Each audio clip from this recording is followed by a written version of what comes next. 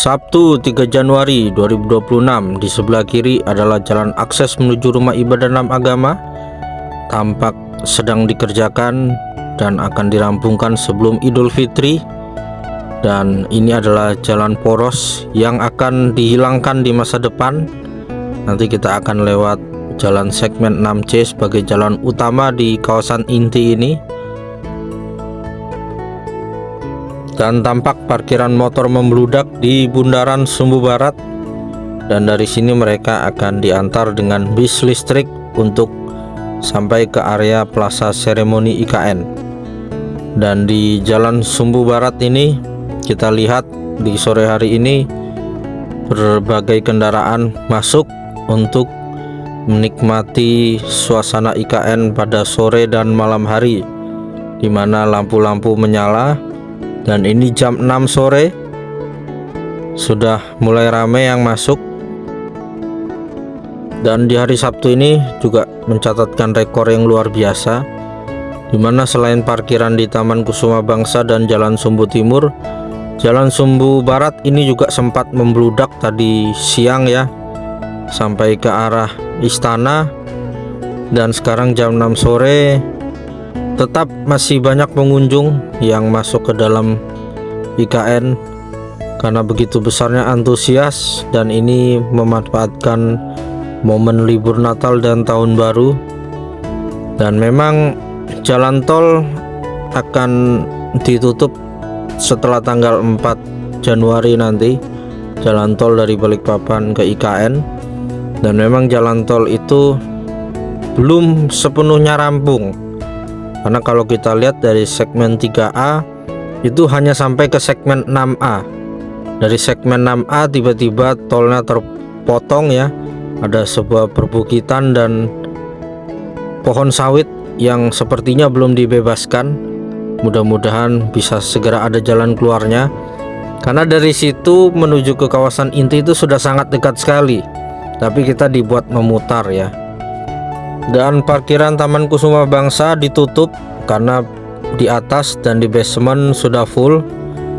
Dan kini kita memilih untuk parkir di Sumbu Timur. Dan tampak di depan kita sudah macet kendaraan-kendaraan yang juga ingin parkir di jalanan Sumbu Timur. Memang luar biasa antusiasme dan dukungan masyarakat Indonesia untuk pembangunan IKN. Dan terima kasih kepada Bapak Basuki yang telah mengizinkan masyarakat untuk berwisata di IKN dari pagi hingga malam hari. Dan memang banyak masyarakat yang penasaran dengan IKN karena ini adalah kota masa depan, dan konsepnya ini sepertinya belum pernah ada di Indonesia. Kota smart, kota modern, tapi juga kota ini dikelilingi hutan. Dan hutan yang ditebang di wilayah kawasan inti pusat pemerintahan ini adalah hutan tanaman industri, hutan eukaliptus dan akasia mangium yang merupakan HGU dari perusahaan IHM. Dan memang banyak yang salah paham mengira ini merusak hutan, padahal itu adalah hutan tanaman industri yang bisa dikatakan tidak berkontribusi untuk penghijauan di wilayah ini. Dan juga banyak perkebunan sawit ya. Perkebunan sawit itu juga tidak berperan dalam penghijauan. Maka dari itu justru IKN ini akan mengembalikan hutan asli Kalimantan. Jadi kota yang dibangun itu hanya 25% dari luas wilayah IKN. 65% adalah area hutan, 10% adalah area pangan. Justru kehadiran IKN akan mengembalikan hutan alam IKN yang sesungguhnya, dan manusia akan hidup bersatu dengan alam ketika mereka tinggal di IKN. Dan ini tampak rombongan pesepeda, sangat indah sekali pemandangannya, dan terlihat wajah sukacita dan bahagia masyarakat-masyarakat yang berkunjung ke IKN ini, karena betul sungguh sangat segar udaranya. Bagi para pecinta olahraga, saya sarankan untuk berolahraga di pagi hari dan sore hari. Kalau pagi hari itu sangat indah sekali pemandangan, di mana di langit-langit ini tertutup dengan embun, dan embun itu sangat segar sekali. kalian harus merasakan ya. Dan tentunya akan ada banyak event-event olahraga nasional maupun internasional yang direncanakan akan diselenggarakan di IKN di masa mendatang. Jadi kita nantikan saja. Apalagi kalau Olimpiade Dunia nanti di tahun 2030 sekian, itu dicanangkan Indonesia akan menjadi tuan rumah dan IKN ini akan menjadi tuan rumah. Inilah kondisi IKN jam setengah 7 sore. Langit tampak masih terang dan luar biasanya istana masih dibuka untuk umum sampai jam segini. Jadi biasanya jam 5 sore, tapi ini karena terlalu membludak, istana masih dibuka untuk umum. Luar biasa memang kebijakan Bapak Basuki ini untuk menyenangkan warga masyarakat yang ke IKN. Dan luar biasa juga otorita IKN melalui Kedeputian Sosial Budaya dan Pemberdayaan Masyarakat memberdayakan UMKM dengan mendirikan tenda-tenda di sepanjang Jalan Plaza Seremoni. Itu luar biasa sekali. Selain pengunjung membutuhkan makanan, minuman, dan souvenir untuk oleh-oleh, dan juga UMKM lokal yang berasal dari desa-desa di sekitar KIPP ini juga akan membantu sekali menjual dagangan mereka. Jadi luar biasa, IKN membuat ekonomi masyarakat lokal semakin meroket. Dan bersiaplah nanti di libur Idul Fitri, pasti IKN ini akan sangat luar biasa memecahkan rekor kunjungan. Dan inilah suasana malam hari jam 7 lewat. Bisa kita lihat masyarakat masih memadati area Plaza Seremoni dan utamanya Jalan Grande di depan istana. Ini memang sangat luar biasa kecintaan masyarakat untuk IKN.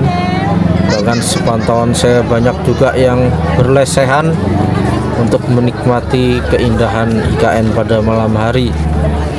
Dan masyarakat ini banyak juga yang dari luar daerah, menunjukkan bahwa mereka penasaran dengan IKN dan ingin melihat IKN secara langsung.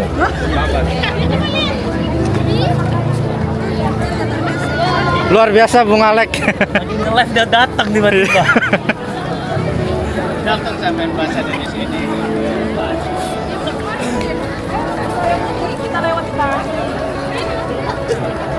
Kurang lebih selama seminggu ini saya banyak meliput di Plaza Timur yang ada di Plaza Seremoni, dan itu kebanyakan di gedung Kemenko 1 dan sekitarnya.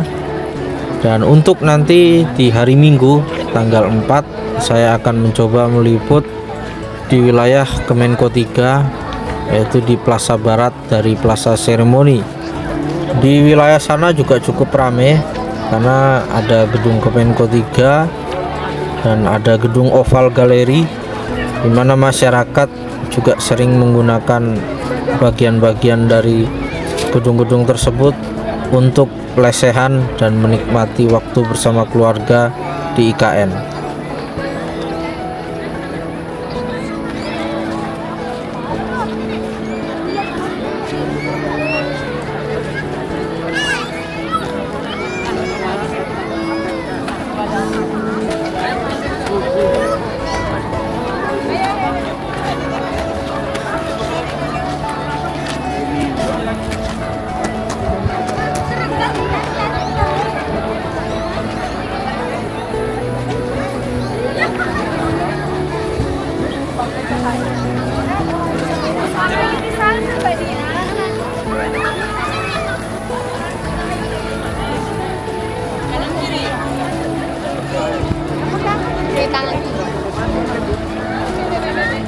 Nenek tadi mau foto di sini sampai dimarahin mama.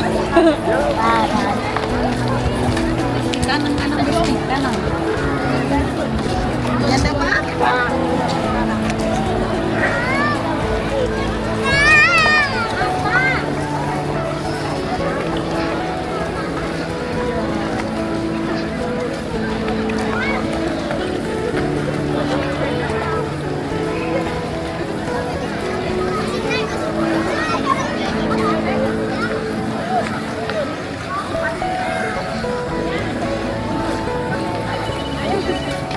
Oke, terima kasih telah menyaksikan video ini. Sampai jumpa di kegiatan berikutnya.